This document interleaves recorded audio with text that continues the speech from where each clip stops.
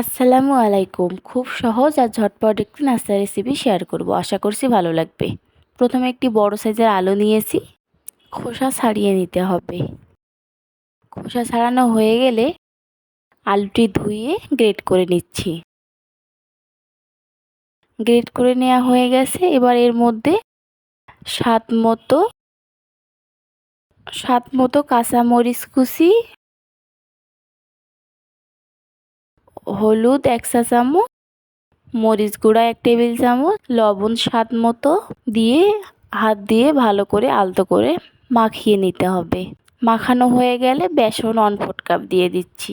আপনারা চাইলে বেসনের পরিবর্তে আটা দিয়েও বানাতে পারেন বা ময়দা দিয়েও বানাতে পারবেন। দিয়ে আবারও ভালোভাবে মাখিয়ে নিচ্ছি। মাখানো হয়ে গেছে। এবার চুলায় ফ্রাই প্যান বসিয়ে হালকা তেল গরম হলে এই রেসিপিগুলো দিয়ে দিচ্ছি, ভেজে নেব। ভাজতে ভাজতে যখন একটি সুন্দর কালার চলে আসবে তখন চুলা থেকে নামিয়ে নেব।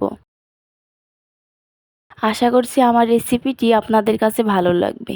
ভালো লেগে থাকলে অবশ্যই বাসায় ট্রাই করবেন এবং লাইক কমেন্ট শেয়ার করে দিবেন। বাসায় ট্রাই করে জানাতে কিন্তু ভুলবেন না কেমন হয়েছে, কমেন্ট করে অবশ্যই জানাবেন।